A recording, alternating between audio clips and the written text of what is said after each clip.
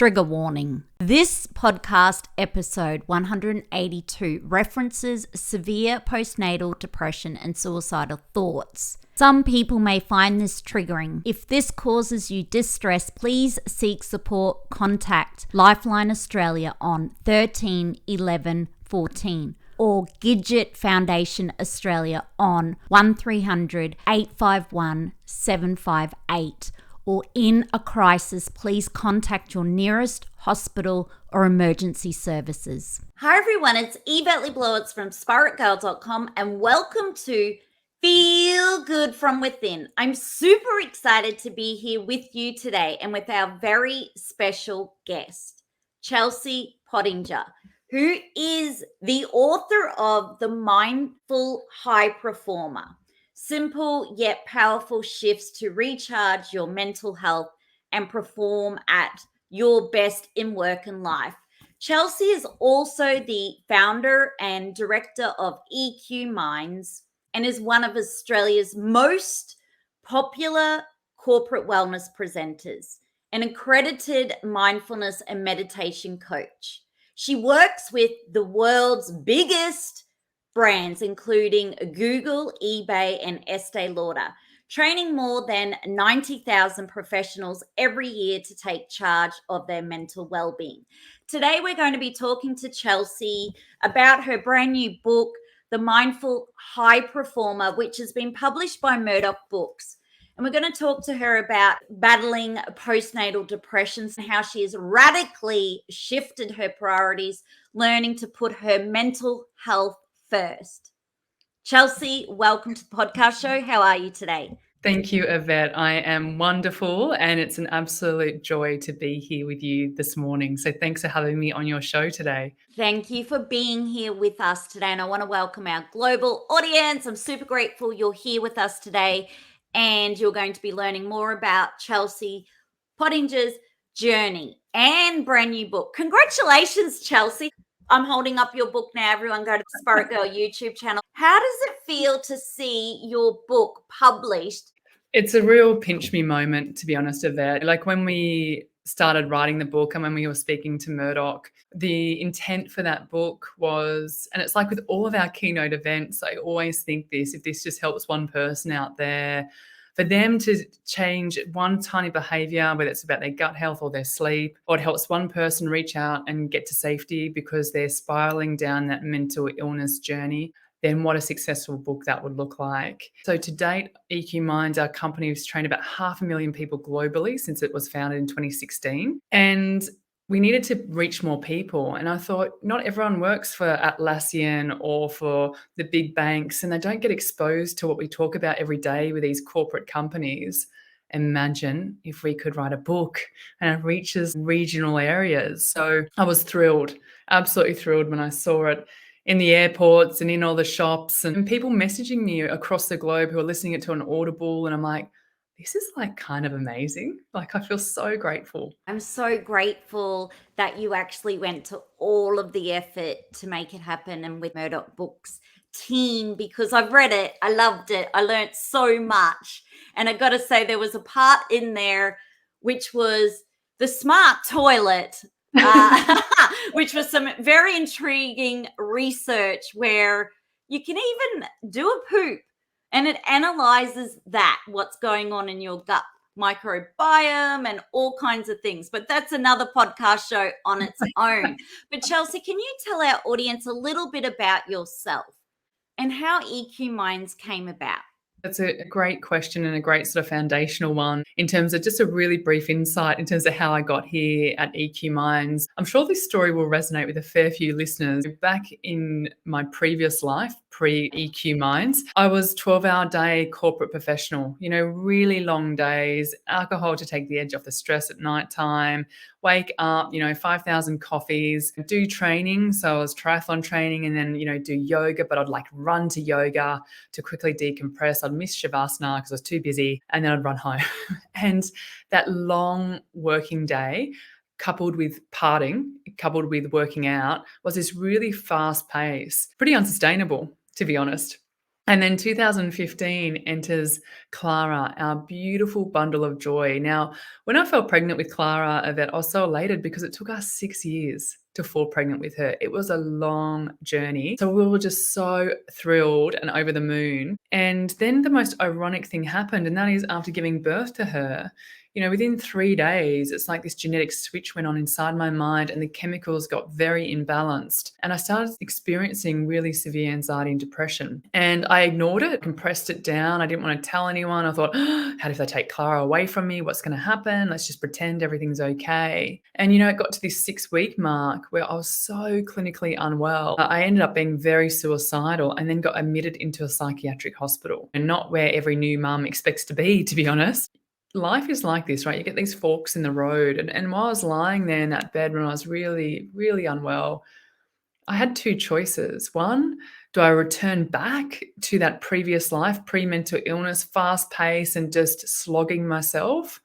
Or 2, do I learn and grow from this gift that the universe has given me? I opted for option 2, and my psychiatrist, who was just the wisest counsel, I sent her thank you cards every year for saving my life, and I just let her know what I'm up to. At the end of the 5-week stay, when I finally started getting my old self back and started feeling better, she said, Chelsea, you have this weird fascination with the brain. You are so kind, and you've walked through the shoes of a very clinically unwell patient. I think you'd be a beautiful psychologist. And I thought, rightio, Dr. Lou, I will go back and restudy. So I moved from Sydney, which most of the global audience would know where that is, Sydney, Australia. And I moved to a small surf town 2 hours south from Sydney. It's a place called Gerringong. I swapped the high heels for bare feet and a surfboard. I went back to university. I've been studying psychology for years. It's a really long journey, to be honest, to become a psychologist. So I'm still there. I'm still studying away. I became a mindfulness and meditation coach. And the passion really for the rest of my life was to make sure no one across the globe ended up where I did, which was in a hospital bed. And so then the company was founded, EQ Minds, because I had this really strong drive of helping as many people as I could. And so EQ Minds was founded, and that mission is to really empower and educate people to take care of their mental health. And to date, it's now 2022, we've trained over 500,000 people across the globe in the corporate space. I mean, that's awesome to use such a horrendous darkness and turn it into good. I feel very grateful for that experience. I'm very grateful that you turned your darkness into helping so many people, 500,000. I mean, imagine what it's going to be in years to come. It's incredible that your psychiatrist was so empowering and could see the gift in you, and that really made a difference in your whole recovery, having that support.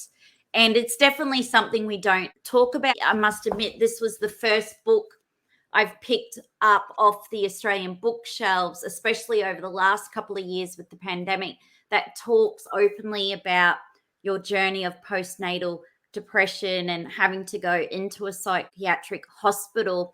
But I really feel by you opening up, for anyone who's listening in right now, maybe going through the same situation and the same hardships and dark struggles, I really hope that Chelsea is that shining light, and her book is such a gift to you now to show you that through darkness, there is always light afterwards, and you can create even a more incredible life than you experienced prior to the postnatal depression, any kind of mental challenges and illness and beyond.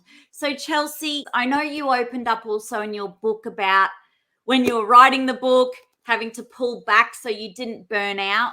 So what are some of your self-care rituals that you do to try now to prevent the burnout?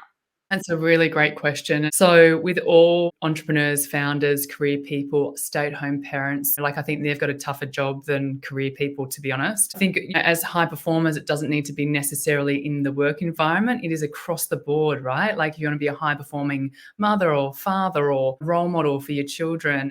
And it's really important that you put yourself on top of the to-do list. And that's a mindset shift in itself, because we feel guilty and shame for putting ourselves number one. My psychiatrist said this to me, which was such a hook for me to start changing my perspective. She said, Chelsea, if you get sick, who does that impact? And I said, well, it impacts me. And she's like, and who else? And I said, it impacts directly Clara and Jay. And she said, and that's not fair to them. If you burn out, Clara does not deserve a burnt out, stressed, anxious mum. She just called me out on it. And I'm like, you're 100% right. Like, she does not deserve that from me. And so now it's kind of number one priority. Some really simple things. There's 3 things that I do every day, right? I sweat every day. Like, every single day I move my body. I do. Number 2, I meditate every day. It's a non-negotiable in my life. It's only 10 minutes a day because I'm always about minimum input for maximum gain for the brain. So whenever I'm looking at university research, I'm like, well, what's the smallest amount of time I need to do that for to get the maximum gain for my brain? Because we're all time compressed. And 3, I plan in mini breaks, mini retirements, I call them. So number 1, I schedule in those things into my calendar because to-do lists, to be honest, are good, but what's even better is your calendar. And the third thing, the mini retirements, I book that in every 6 weeks. So I go on scheduled breaks. Now, this doesn't need to be expensive. It could be going camping, right? On a Saturday night, you take the weekend off. And I also go off the grid. Okay, so I literally aren't on text, so the world can't find me. I go off all Instagram stories. I go off everything. My team schedules in our social platform. And so I'm literally, no one can find me. And so a couple of things happen here. One, when you switch off from the world like that, you switch on the inside, you spark joy again. 2, when you're off the grid, you're really mindful and you're there with the people that you're holidaying with, whether it's girlfriends for me or whether it's my family or whether it's just me and Jay having a romantic getaway. And number 3 is I get more creativity. When I'm away from it all and so I'm not working in the business, I can sit and when I meditate, there's just so much more creativity. And the other thing around these little breaks, and if people are like, oh my gosh, I'm getting anxious listening to you going off your technology, then having just these mini breaks locked in your calendar at the start of the year or whenever, right? Look at your calendar, lock them in because a few things will happen here for you. 1, you have scheduled breaks in throughout the whole year, right? So you know that you're now here for longevity and without burnout. 2 weeks before you go on a break, right? You speak to anyone who's going on a holiday 2 weeks before and how do they sound? Like upbeat. Exactly. So excited. What technology? I don't want any emails. I'm on holiday. They're so happy and excited and it's really annoying. Yes. Who aren't going on a holiday, you're like, and so you get this serotonin release. 2 weeks is the preempt of the holiday that makes us happy. Then we go on the holiday, we recharge. Then when you come back, some people get that dip, right? That post-holiday blue. But don't worry, because 6 weeks from now, you've got another break locked in. And I'm very strict with those boundaries. And recently I went up to Camp Eden and one of the news stations was trying to get in touch with us because we had an interview on the Monday and they're calling, what do you mean she's off the grid? We're getting her emails bouncing. And Jay's like, and they're like, tell us where she is. I'm like, I'm not telling you where she is. She's like, and it was awesome. I was just this place called Camp Eden for 4 days with my girlfriends and you cannot get Wi-Fi there.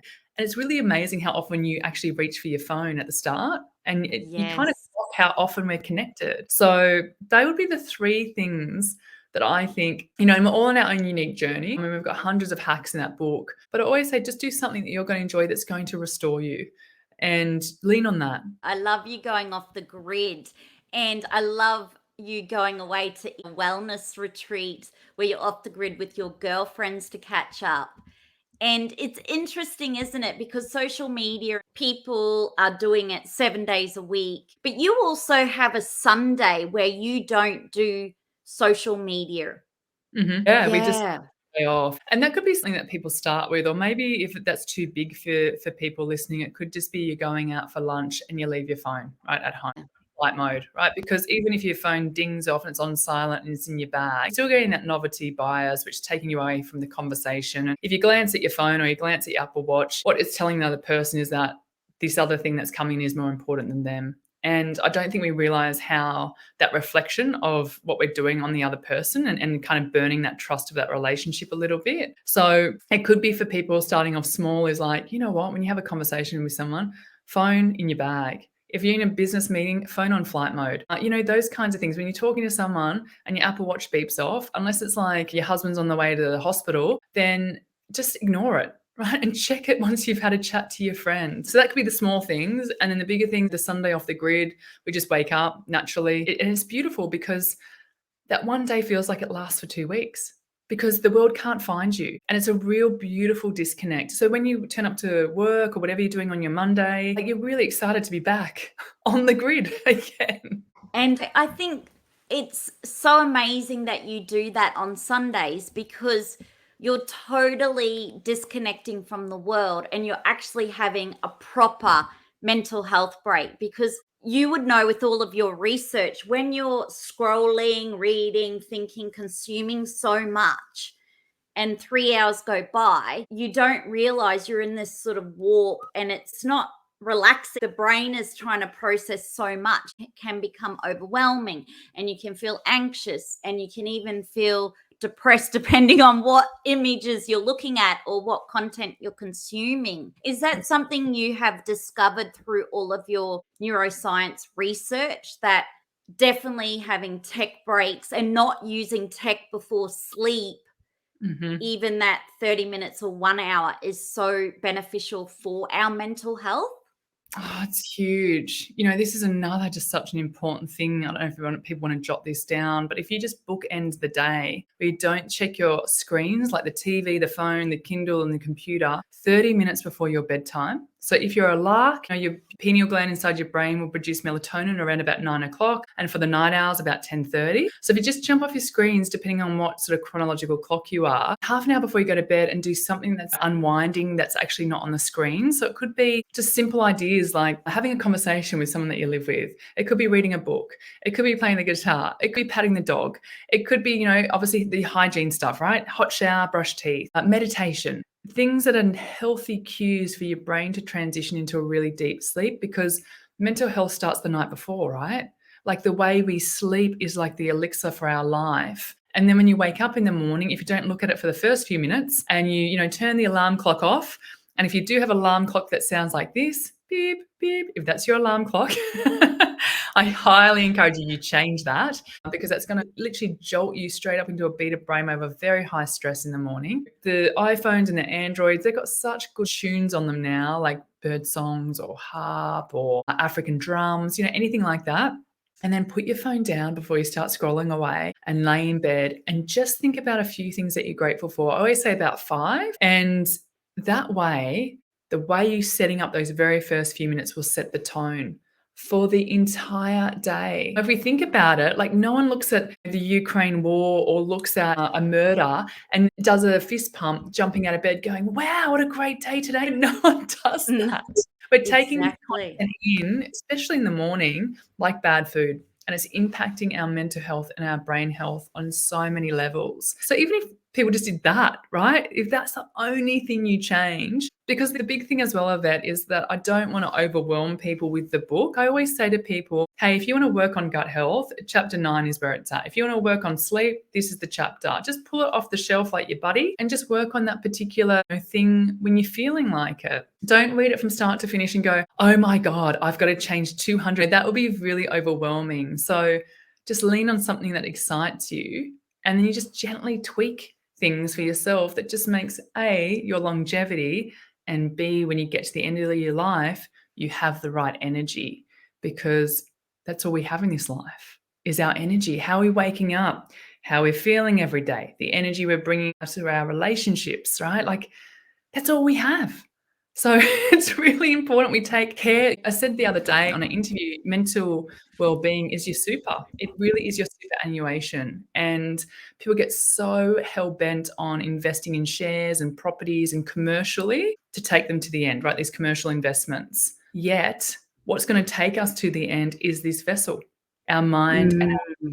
So we need to start looking at it. That's a call out to everyone. I would love you to start looking at your mental well-being as your superannuation. This will be with you to your last breath.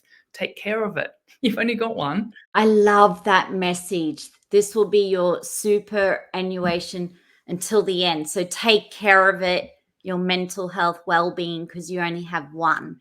You're so right. We look at, as a society, investing in material things, investment properties, investment. You hear it all the time on YouTube. But I love your message about the whole taking care of your mental health, your overall health and well-being. With your postnatal depression, was there anyone else in your family that had suffered with that? Yes. So no one tells you this stuff until you go through it. A couple of my family members have severe anxiety. They just didn't tell me. They hide behind the mask. And then some of my family in New Zealand, they've gone through postnatal. To be honest, by me going through my experience and being really open and honest about it, it's been beautiful for now our relationship because we connect on a very deep level. And I understand for them where they're looking at through their lens sometimes, and we can help get them to safety or to feeling better. But I think that was one of the biggest things that really sideswiped me, to be honest. I just wasn't prepared. I didn't know what perinatal anxiety and depression was. I was too fixated around how Clara was growing in my tummy from like a cucumber to a pineapple. Like, who gives a shit about that stuff? Like it's what's so important is like your mental health as you're coming through as a new mum. And there's so much pressure on ourselves, and that's mums and dads. And maybe it's a nice shout out here to the Gidget Foundation here in Australia, because if you are going through something at the moment and you feel like you're slipping with your mental health and your perinatal or postnatal, reach out straight away to the Gidget Foundation Australia, because they're amazing. They've got psychologists and psychiatrists there that specialize in this space. And I think that's really important when you go and see a therapist. You go and see someone who's got the experience in your sector. And unfortunately, when I ended up in hospital, the doctor said, you have to quickly go and see a psychologist today to get an assessment. And this poor, beautiful psychologist, she was like 23, straight out of university. And I'm explaining to her that I was suicidal on the way to take my life. And she's like, sometimes all you need is a mindful shower. And I'm like, oh my God, I am so How did that mindful shower work out? Did it fix everything?